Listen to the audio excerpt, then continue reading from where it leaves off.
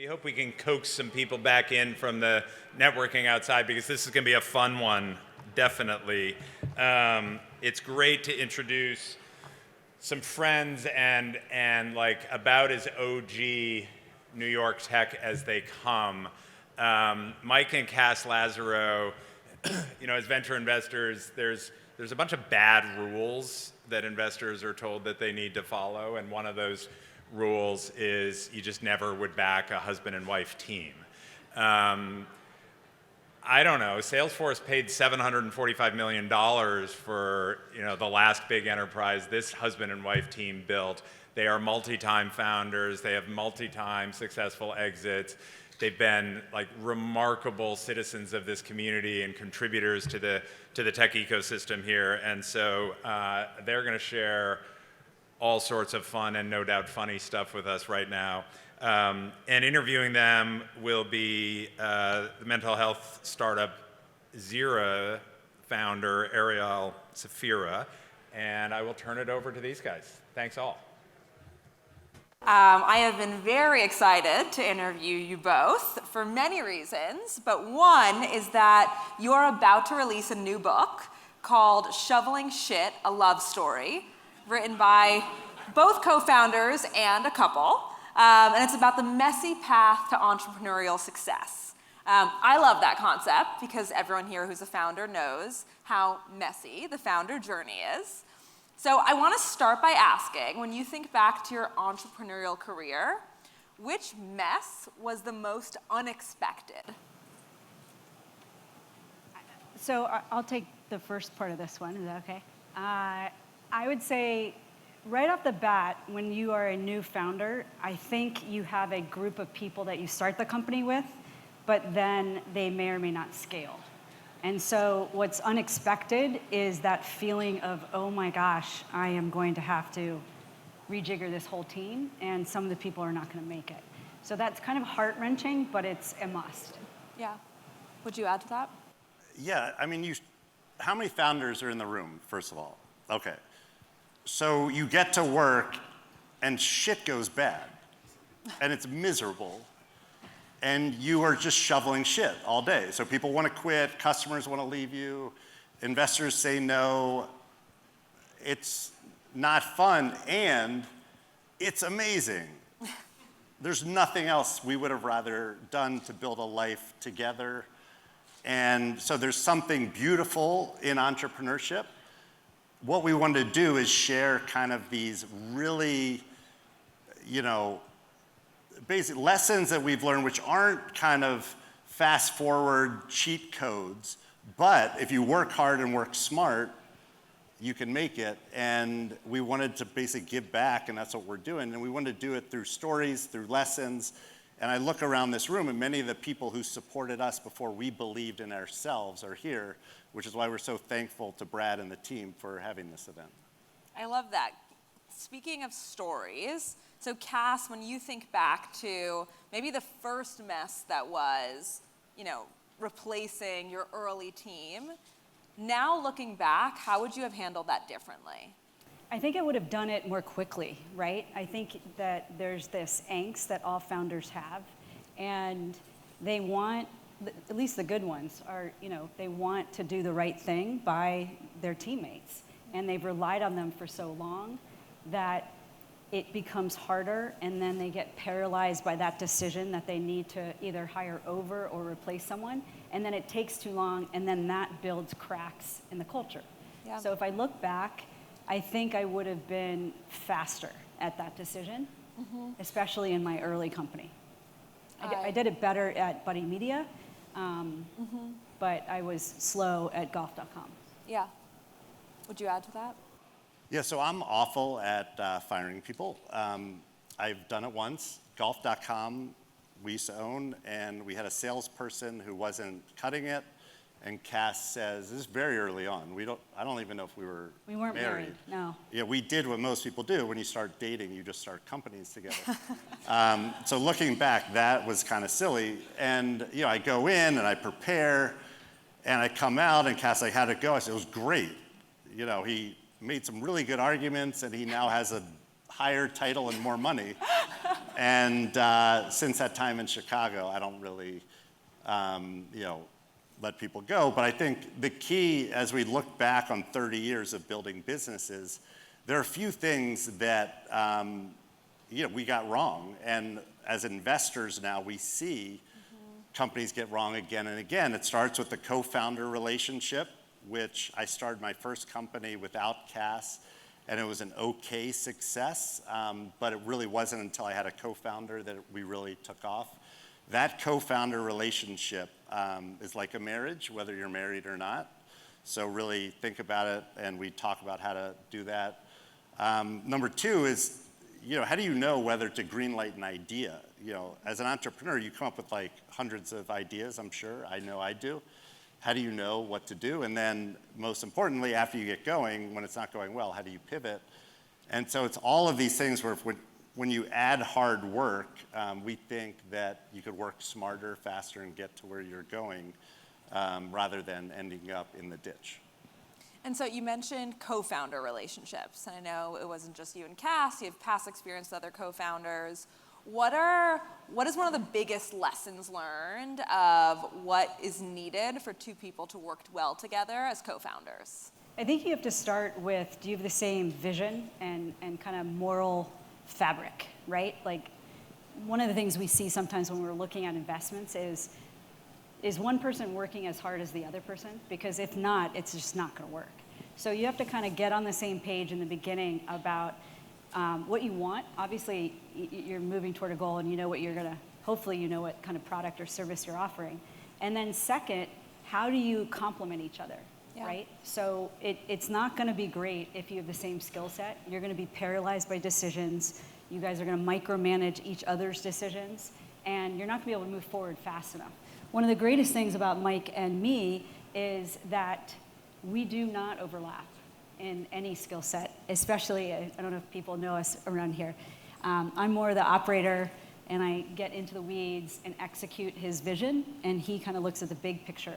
So I think you do need to understand, if you're going to not be a solo founder, you need to pick someone that complements your skills. Yep, that checks out. So one of the things I know we got to speak about was work-life balance as a founder. And it's something that's so often talked about in founder communities. And I know you have a very honest, helpful point of view on it.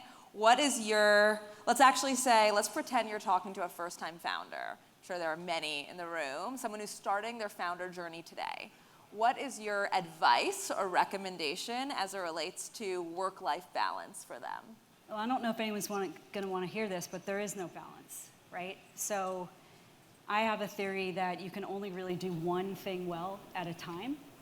So when I talk to entrepreneurs that have just started, I talk about some things that I wish I had done better. So for one, and I know this is not what everyone's going to hear, but carve out time in the morning and time in the evening, right? So what I do now is I don't let any meetings happen in the morning. So from 8 a.m. to 10, I just try to protect that time so that I can have the mental break that I need. It's hard in a startup to do that, but if you can at least carve out 45 minutes, that would be helpful, just so that you have bandwidth and headspace. Number two, you have to take care of your physical fitness. You have to work out. And I think both Mike and I would say during our Buddy Media days, we let that go because it was so much, and we paid the price after. We were unhealthy, overweight, beyond exhausted. Our nervous system was totally shot. So I think those two things. And then if you can get some mental health help, whether that's therapy, a coach to kind of vent to, hopefully you have a co-founder you can vent to, which is always super helpful. I also had this incredible team around me who were kind of like my consiglieres that I vented to. But you do need to have some kind of mental health tools, such as deep breathing, like I said, meditation, something. And that's really changed us over the last, I would say, 15 years. So what motivated you to go from that period of being pretty unhealthy to changing your habits, changing your behavior, and building a healthier life? Just looking at pictures. Yeah, I mean, it was pretty obvious. I was totally, I think people who knew me knew I was pretty shut down after the experience. And I felt like I had, when I did that last company with Mike, the 5 years, it was kind of PTSD of just being like always on and having a list in my head and never being able to figure out how to turn my brain off. And we also had 3 young kids. So by the time we sold it, I think they were 10, 8, and 5. So we started it and they were like, you know, my daughter was a newborn. But it was pretty obvious to everybody. And when we, you know, I'll never forget getting on a stage at the former Trump Hotel right next to our office in Soho, the day we were announcing the sale of the business to our employees. And I get on the stage and standing ovation, everyone's happy, and it's supposed to be like a really happy event. And we're relatively miserable. Yeah.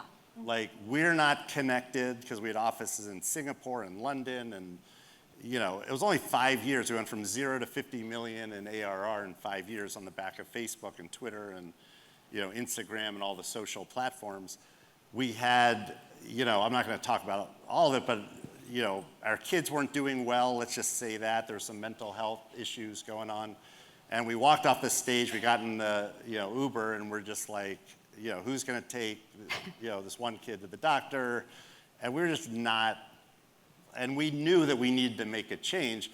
Little did I know that I would work even harder, you know, at Salesforce, because Salesforce at the time was a small company, 5,000 employees compared to whatever, 100,000 now. We went from 2 billion to, I think, 20 billion while I was there. And it wasn't until after that that I went from like a lot of weight down 35 pounds, and like I have an artificial heart valve, so I had to really focus on the health and get it back. One of the things that we did, I think, well as startup founders is we had date nights, Wednesday night and Saturday night, which were kind of non-negotiable. We got the babysitter, if you can afford a babysitter or family. We blocked the time, we paid the babysitter. And regardless of whether we went out or not. Yeah, and so even if you're not married to your co-founder, you may have a relationship that you're going to neglect. Yeah. Commit to it. If you're single, those are the nights that maybe you go out with friends or you do your dates. If you don't schedule stuff as a founder, it will never happen. There's unlimited work. It's miserable many times. You have to do work every day, every week, every quarter, every year with nothing guaranteed. I assumed we were going out of business until the day we sold to Salesforce. Even though we had 50 million in the bank and a great team, it's just the way entrepreneurs are, right? The fear of failure far outweighs any potential success in the future, right? Like if we raised 100 million, if we had gone out of business, like, and I remember thinking this, like, I am the worst entrepreneur in New York City. I'm gonna be railed for that. With 100 million, you couldn't make this work, right? And so, you know, prioritize stuff, put it on your schedule, and then you'll do it. The problem is you can't do too much, so make sure that you just focus on what's gonna fill your cup. So how do you do it with kids? I know we have a lot of founders here who are parents, and Kass, you've been pretty honest and real also about what that looked like. Right. Can you tell us a bit more about being a parent and a founder at the same time? Yeah, so being a mom is very difficult. For the most part, I think us moms are the default parent sometimes in the relationship, and I think it's very hard to be a female entrepreneur mom. And it was a blur. Like it is, you kind of sacrifice a lot of what they're going through. So you might be missing big milestones. You don't miss like, oh, there's like a play at their school, or they're getting their little graduation ceremony when they're 5. You don't miss the big parts, but you do tend to miss all the other in between. I miss my daughter's, you know, when she first started taking her first steps. Like I missed that from crawling to walking.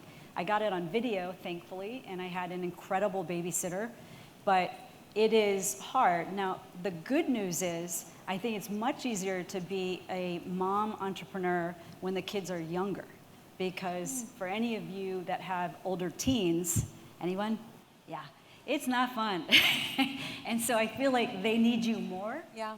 And those moments are just much more complex. And they're navigating, instead of navigating something in preschool, you're navigating very serious topics in high school. So I think we purposely thought, okay, if we're not there as much when they're 0 to 8, can we get back to them? Yeah. That's the way to do it. So often I tell the moms that. And the second part is, you cannot do everything on your own, right? Yeah. As a mom, you just can't. And so if you can, try to outsource some of it to friends. Like I used to be like, oh my God, I gotta get a gift for every single thing and all that kind of stuff. Just make it easy. Don't worry about all the bows on top. You're actually doing a lot. Yeah. If I know how to tell time, we've been at 0. So I'm actually going to add one more question, and we'll wrap it up at this, which is, in one word or one phrase, what do you think a founder needs in order to succeed? Tenacity. Love it. Kass? Distress tolerance. That's 2 words. She said phrase. Phrase. Well, I see how the dynamic works. Amazing. Well, everyone, please do buy Shoveling Shit, A Love Story once it's out. We're excited to chat.